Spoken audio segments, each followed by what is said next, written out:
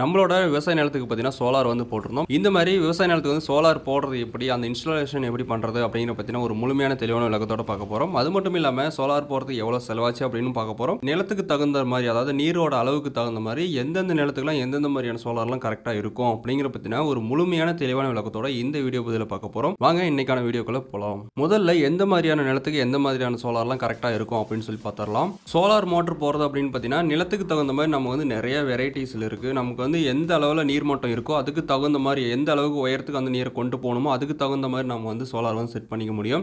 இப்போ எடுத்துக்காட்டாக பார்த்தீங்கன்னா ஒரு 20 அடி ஆழத்தில் வந்து கிணறு இருக்குது. நம்ம வந்து ஒரு 20 அடி 30 அடிக்குள்ளேயே தண்ணி பாய்ச்சிக்கணும் அப்படிங்கிற பட்சத்தில் அதுக்கு தகுந்த மாதிரி ஒரு மோட்டர் வந்து நம்ம செட் பண்ணி அதிகப்படியான தண்ணி வந்து எடுத்துக்க முடியும். அல்லது நம்ம வந்து ஒரு 300 அடி 400 அடி உயரத்தில் வந்து தண்ணி கொண்டு போகணும் அப்படிங்கிற பட்சத்தில், அதாவது கிணறு ஒரு இடத்துலையும் நிலம் ஒரு இடத்துலையும் ரொம்ப தொலைவில் இருக்குது அப்படிங்கிற பட்சத்தில் அதுக்கு தகுந்த மாதிரி வேறு ஒரு வகையான சோலாரும் நம்ம வந்து இன்ஸ்டால் பண்ணுற மாதிரி இருக்கும்.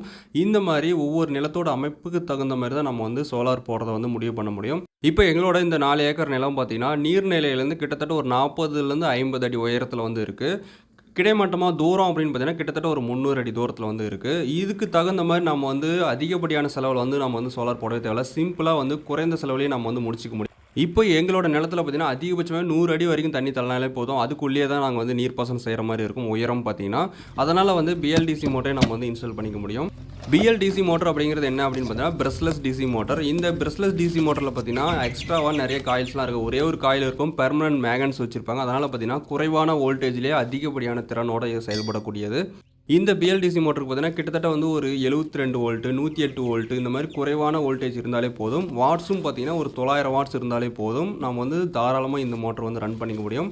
2 இன்ச்சு 2.5 இன்ச்சு 4 இன்ச்சு அந்த மாதிரி அதிகப்படியான தண்ணியோட அவுட்புட்டும் நம்ம வந்து எடுத்துக்க முடியும்.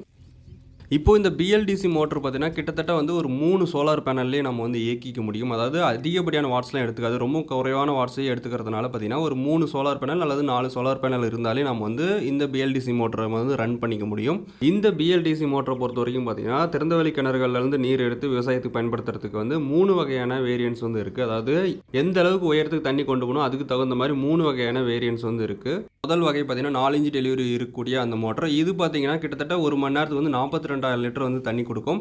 இது செயல்படக்கூடிய அதிகபட்ச உயரம் அப்படின்னு பார்த்தீங்கன்னா, அதாவது அதிகபட்சமாக தண்ணி தள்ளக்கூடிய உயரம் அப்படின்னு பார்த்தீங்கன்னா கிட்டத்தட்ட ஒரு 30 அடி தான். அதுக்கு மேலே வந்து தள்ளாது. இந்த 30 அடிக்குள்ளேயே நீங்கள் வந்து நீர்ப்பாசனம் செய்யணும் அப்படிங்கிற பட்சத்தில் இந்த மோட்டர் வந்து தாராளமாக யூஸ் பண்ணிக்கலாம்.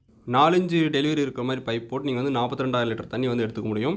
அடுத்து ரெண்டாவது இருக்கக்கூடியது பார்த்தீங்கன்னா ஒரு 40 அடி ரேஞ்சுக்கு வந்து தண்ணி தள்ளக்கூடிய மோட்டர். அது வந்து பார்த்தீங்கன்னா ஒரு 3 இன்ச்சு பைப் போட்டு நீங்கள் வந்து மணி நேரத்துக்கு ஒரு 39,000 லிட்டர் வந்து தண்ணி வந்து எடுத்துக்க முடியும். அடுத்தபடியாக மூணாவதாக இருக்கக்கூடியது இதுவே இந்த மோட்டர் தான் பார்த்தீங்கன்னா விவசாயத்தை வந்து அதிகமாக போட்டுட்டு இருக்காங்க. இந்த மோட்டர் பார்த்தீங்கன்னா அதிகபட்சம் வந்து 100 அடி உயரத்துக்கு வந்து தண்ணி தள்ளும். நாங்களும் பார்த்தீங்கன்னா எங்களோட நிலம் வந்து கிட்டத்தட்ட ஒரு 60 அடி 70 அடிக்கு மேலே தண்ணி தள்ளுற மாதிரி இருக்கிறதுனால நாங்கள் வந்து பொதுவாக இந்த 100 அடி மோட்டரை வந்து இன்ஸ்டால் பண்ணிட்டோம். இந்த 100 அடிக்கு தள்ளக்கூடிய மோட்டர் பார்த்தீங்கன்னா 2 இன்ச்சு டெலிவரி வந்து நம்ம பைப் போட்டுக்கலாம். மணிக்கு பார்த்தீங்கன்னா கிட்டத்தட்ட ஒரு 17,000 லிட்டர் வந்து தண்ணி வந்து கொடுக்கும். இந்த மோட்டரோட சைஸை பார்த்தீங்கன்னா ரொம்பவும் குட்டியாக தான் இருக்கும். மொத்தமே இதோட எடை அப்படின்னு பார்த்தீங்கன்னா ஒரு 12 கிலோ அந்த ரேஞ்சுக்கு தான் இருக்கும். ஆனாலும் இந்த சின்ன மோட்டர் தான் பார்த்தீங்கன்னா 2 இன்ச்சு டெலிவரி தண்ணியை வந்து ஒரு 100 அடி உயரத்துக்கு வந்து தள்ளக்கூடிய திறன் வந்து இந்த மோட்டருக்கு வந்து இருக்குது. இந்த மோட்டரோட வரக்கூடிய கேபிளோட நீளம் எவ்வளோ இருக்கும் அப்படின்னு பார்த்தீங்கன்னா ஒரு 30 அடி நீளத்துக்கு வந்து வந்துடும். இதுக்கு மேலே வந்து எக்ஸ்ட்ரா வந்து கேபிள் போடணும் அப்படிங்கிற பட்சத்தில் 4 ஸ்கொயர் mm திக்னஸ் இருக்கக்கூடிய கேபிள் வந்து எக்ஸ்ட்ரா வந்து ஜாயின் பண்ணிக்கலாம். இந்த BLDC மோட்டரில் வரக்கூடிய கேபிளில் பார்த்தீங்கன்னா 2 டெர்மினல் மட்டும்தான் வரும். அதாவது positive negative, red and black அப்படின்னு சொல்லி 2 டெர்மினல் தான் வரும். அந்த 2 டெர்மினல் டேரெக்டாக நீங்கள் வந்து எக்ஸ்ட்ரா கேபிள் போட்டு நீங்கள் வந்து ஜாயின் பண்ணிக்க முடியும். மோட்டரில் இந்த 2 இன்ச்சு பைப் வந்து ஜாயின் பண்ணதுக்கப்புறம் அந்த மோட்டரில் வந்து ஒரு கயிறு போட்டு எக்ஸ்ட்ரா சேஃப்டிக்காக ஒரு கட்டு போட்டுக்கிறாங்க. இந்த மோட்டரில் வரக்கூடிய த்ரெட் வந்து ரொம்பவும் கம்மியாக தான் இருக்கும். அதனால் ஒரு எக்ஸ்ட்ரா சேஃப்டியாக ஒரு கயிறு போட்டு கட்டிக்கிறாங்க. அது மட்டும் இல்லாமல் நம்ம மோட்டரை வந்து கிணத்துலையோ அல்லது வேறு ஒரு ஆற்றுலையோ நம்ம வந்து இறக்கும் போது எக்ஸ்ட்ரா ஒரு கயிறு போட்டு நம்ம வந்து கட்டிக்கிறது ரொம்ப நல்லது. ஏன்னா டேரெக்டாக போயிட்டு சேத்துல உட்காந்துச்சு அப்படின்னா இம்ப்ளர் வந்து போகிறதுக்கு வாய்ப்பு இருக்குது. அதனால் வந்து எப்போவுமே வந்து தண்ணியில் வந்து சேரில் உட்காராமல் மோட்டரை வந்து நம்ம பார்த்துக்கணும். அதுக்காக வந்து ஒரு கயிறு கட்டி நம்ம வந்து ஆப்போசிட் சைடிலோ அல்லது வேறு ஒரு பக்கமோ நம்ம வந்து இழுத்து கட்டி வச்சுக்கணும். இப்போ பார்த்தீங்கன்னா நாங்கள் எங்களோட கிணறு பார்த்தீங்கன்னா இந்த ஆற்றுக்கு உள்ளே வந்து இருக்குது, ஒரு 20 அடியில் இருக்குது. இந்த தண்ணி பார்த்தீங்கன்னா இயர்லி வந்து ஒரு 6 மாதத்துக்கு வந்து மேலே இருக்கும். 6 மாதம் பார்த்தீங்கன்னா வறண்டு போயிடும். வந்து அந்த 20 அடிக்கும் நாங்கள் வந்து கீழே வந்து கிணத்துலேயே வைக்க போகிறோம். ஏன்னா தண்ணி வந்து சம்மர் டைமில் வந்து வற்றி போச்சு அப்படிங்கிற பட்சத்தில் கிணத்துலேருந்து தண்ணி வந்து எடுத்துக்கிற மாதிரி இருக்கும். இப்போ இந்த சோலார் பேனலை தாங்கி நிற்கக்கூடிய அந்த ஸ்ட்ரக்சர் பார்த்தீங்கன்னா ரொம்ப ஸ்ட்ராங்காக நாம் வந்து நடணும். இல்லை அப்படின்னு பார்த்தீங்கன்னா மழை காற்றுக்கு வந்து ஈஸியாக வந்து தூக்கிட்டு போயிடும். அதனால் வந்து ரொம்ப ஸ்ட்ராங்கான நல்ல ஒரு கலாய் பைப்போ அல்லது நல்ல ஒரு ஸ்ட்ராங்கான இரும்பு பைப்போ நம்ம வந்து யூஸ் பண்ணி ஸ்ட்ரக்சர் வந்து ரெடி பண்ணிக்கலாம். பொதுவாகவே சோலார் பேனல் இன்ஸ்டால் பண்ணும்போது பார்த்தீங்கன்னா வெல்டிங் டைப்பில் வந்து ஸ்ட்ரக்சர் வந்து ரெடி பண்ணுவாங்க. ரொம்ப ஸ்ட்ராங்காக வந்து எந்த ஒரு ஷேக்கும் இல்லாமல் இருக்கிற மாதிரி. நாங்கள் வந்து பார்த்தீங்கன்னா போல்ட் டைப்லேயே வந்து ரெடி பண்ணிட்டோம். போல்ட் டைப்பில் ஏன் ரெடி பண்ணோம் அப்படின்னு பார்த்தீங்கன்னா இந்த சோலார் இதை வந்து நம்ம வந்து வேறு இடத்துக்கு மாற்றுறோம் அப்படிங்கிற பட்சத்தில் வந்து ஈஸியாக வந்து கழட்டி வேறு இடத்த வந்து மாற்றிக்கிறது ஈஸியாக இருக்கும் அப்படிங்கிறதுனால போல்ட் சிஸ்டத்துலேயே நாங்கள் வந்து இந்த ஸ்ட்ரக்சர் வந்து ரெடி பண்ணி கொடுத்துட்டோம். சோலார் பேனல்ஸை பொறுத்த வரைக்கும் பார்த்தீங்கன்னா 2 விதமான வகைகள் வந்து இருக்குது. அதாவது monocrystalline and polycrystalline அப்படின்னு சொல்லி 2 விதமான வெவ்வேறு டைப் வந்து இருக்குது. இதில் வந்து எது வந்து பெஸ்ட்டாக இருக்கும் அப்படின்னு பார்த்தீங்கன்னா மோனோ கிறிஸ்டலின் சோலார் பேனல்ஸ் வந்து ரொம்பவும் பெஸ்ட்டாக வந்து இருக்கும். அதோட குவாலிட்டி வந்து நல்லாயிருக்கும். அதாவது படக்கூடிய ஒளிக்கு தகுந்த அந்த அவுட்புட் வந்து கொடுக்கக்கூடியதில் வந்து ரொம்பவும் சிறப்பாகிறது வந்து மோனோ கிறிஸ்டலின் பேனல்ஸ் வந்து ரொம்ப நல்லாயிருக்கும். இப்போது இந்த 100 அடி உயரத்துக்கு தண்ணி தள்ளக்கூடிய இந்த BLDC மோட்டருக்கு பார்த்தீங்கன்னா 900 வாட்ஸ் வந்து பவர் வந்து தேவை. ஆனால் நாம் வந்து 450 சோலார் பேனல்ஸை ஜாயின் பண்ணி கிட்டத்தட்ட 1350 வாட்ஸ் சப்ளை வந்து நமக்கு வந்து கொடுக்குறோம். நம்ம வந்து டேரெக்டாக சோலார் பேனல்லேருந்து மோட்டர் ரன் பண்ணுறோம் அப்படிங்கிறனால கிட்டத்தட்ட இந்த மோட்டருக்கு பொறுத்த வரைக்கும் பார்த்தீங்கன்னா ஒரு 30% அதிகப்படியான வாட்ஸ் கொடுத்தோம் அப்படின்னா அந்த மோட்டர் வந்து சீராக ரன் ஆகிறது வந்து யூஸ்ஃபுல்லாக இருக்கும். ஸோ அதனால் பார்த்தீங்கன்னா கிட்டத்தட்ட வந்து 1350 வாட்ஸ் பவர் வந்து நம்ம வந்து கொடுக்குறோம். கிட்டத்தட்ட வந்து ஒரு 1500 வாட்ஸ் கொடுத்தாலும் இந்த மோட்டர் வந்து சீராக வந்து ரன் ஆகும். இந்த BLDC மோட்டரை பொறுத்த வரைக்கும் பார்த்தீங்கன்னா நேரடியாக நீங்கள் வந்து பேனல்லேருந்து கனெக்ஷன் எடுத்துகிட்டு போய்ட்டு மோட்டர் ஜாயின் பண்ணாலே போதும், மோட்டர் வந்து ரன் ஆகும்.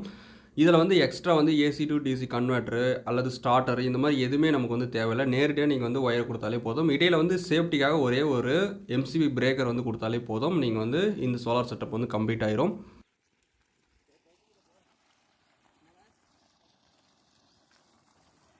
இப்போது இந்த சோலார் செட்டப் பார்த்தீங்கன்னா கம்ப்ளீட் ஆயிடுச்சு. இப்போ நீங்கள் பார்த்துட்டு இருக்கக்கூடிய இந்த வாட்டர் டெலிவரி பார்த்தீங்கன்னா சரியாக வந்து 1 மணிக்கு வந்து எடுத்தது. அதாவது இப்போ வந்துட்டு இருக்கக்கூடிய இந்த தண்ணியோட அவுட்புட் பார்த்தீங்கன்னா கிட்டத்தட்ட ஒரு 300 அடி நீள பைப்பில் வந்து வந்துட்டு இருக்கு. அது மட்டும் இல்லாமல் ஒரு செங்குத்தாக பார்த்தீங்கன்னா ஒரு 60 அடி உயரம் இருக்கும். கிடைமட்டமாக பார்த்தீங்கன்னா ஒரு 300 அடி நீள பைப்பில் வந்து இந்த தண்ணியோட அவுட்புட் வந்து வந்துட்டு இருக்கு. இதை வச்சே நேரடியாக வந்து நம்ம வந்து விவசாயத்துக்கு வந்து தண்ணி பாய்ச்சிக்க முடியும். அந்தளவுக்கு வந்து அவுட்புட் வந்து நல்லா சீராகவே இருக்குது.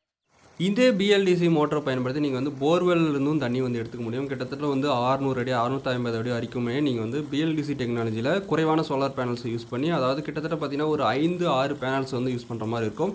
மோட்டரோட டைப்பும் பார்த்தீங்கன்னா வித்தியாசமாக இருக்கும். போர்வெல்லுக்குன்னு தனியாக சப்மர்சிபிள் BLDC மோட்டர்ஸ்லாம் இருக்குது. இந்த மாதிரி போர்வெல்லுக்கு நீங்கள் யூஸ் பண்ணுறீங்க அப்படின்னா 1.5 இன்ச் டெலிவரி தான் நமக்கு வந்து கிடைக்கும். அது மட்டும் இல்லாமல் அதில் வரக்கூடிய தண்ணியோட அவுட்புட்டும் பார்த்தீங்கன்னா 5000 6000 அந்த மாதிரி அதிகபட்சம் பார்த்தீங்கன்னா ஒரு 10000 அந்த மாதிரி தான் இருக்கும். அதாவது ஒரு மணி நேரத்துக்கு வந்து 10,000 லிட்டர் தண்ணி வந்து எடுக்கிற மாதிரி இருக்கும் போர்வெல்லுக்கு நீங்கள் பயன்படுத்துங்க அப்படின்னா. இது பார்த்தீங்கன்னா BLDC மோட்டர்ஸோட செட்டப்.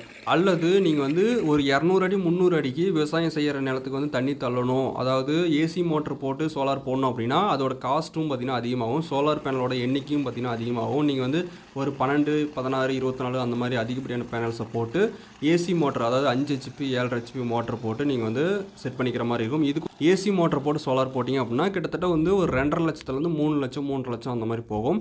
100 அடி உயரத்துக்கு மட்டுமே தண்ணி தள்ளினா போதும் அப்படிங்கிற பட்சத்தில் நீங்கள் வந்து BLDC மோட்டர் போட்டு கிட்டத்தட்ட ஒரு 1 லட்சம் 1.5 லட்சத்துக்குள்ளேயே நீங்கள் வந்து பட்ஜெட்டை வந்து முடிச்சிட முடியும். இப்போ இந்த BLDC மோட்டரில் சோலார் போகிறதுக்கு எவ்வளோ செலவாச்சு அப்படின்னு சொல்லி பார்த்தாலும், இந்த 100 அடி உயரத்துக்கு தண்ணி தள்ளுற மாதிரி மோட்டர் செட் பண்ணுறதுக்கு மொத்தமாக எவ்வளோ செலவாச்சு அப்படின்னு பார்த்தீங்கன்னா கிட்டத்தட்ட 1 லட்சம் ரூபா செலவாயிருக்கு. கேபிள் மற்றும் பைப் வந்து 100 அடிக்கு மேலே வந்து எக்ஸ்ட்ரா பயன்படுத்துறீங்க அப்படிங்கிற பட்சத்தில் இந்த செலவு வந்து இன்னும் கொஞ்சம் அதிகமாகும். எங்களுக்கு சோலார் போட்டவங்களோட கான்டாக்ட் டீட்டெயில்ஸ் வந்து கீழே டிஸ்கிரிப்ஷனில் கொடுக்குறேன். உங்களுக்கு வேணும் அப்படின்னா நீங்கள் வந்து யூஸ் பண்ணிக்கோங்க. நீங்களும் உங்களோட விவசாய நிலத்துக்கு வந்து சோலார் இன்ஸ்டால் பண்ணணும் அப்படின்னா கீழே இருக்க நம்பரை கான்டாக்ட் பண்ணுங்கள். அவங்க வந்து குறைவான செலவில் வந்து உங்களுக்கு சோலார் பேனல் வந்து அமைச்சு தருவாங்க. அடுத்த வீடியோ பதிவில் போர்வெலுக்கு எப்படி சோலார் இன்ஸ்டால் பண்ணி தண்ணி எடுக்கிறது அப்படிங்கிற பற்றின ஒரு முழுமையான தெளிவான விளக்கத்தோட பார்க்க போகிறோம். நம்ம சேனல் சப்ஸ்கிரைப் பண்ணி வச்சுக்கோங்க. அப்போ தான் நாங்கள் போடக்கூடிய அடுத்தடுத்த வீடியோக்கள் வந்து உங்களுக்கு வந்து சேரும். உங்களோட கருத்துக்களை வந்து கீழே கமெண்ட் பண்ணுங்கள்.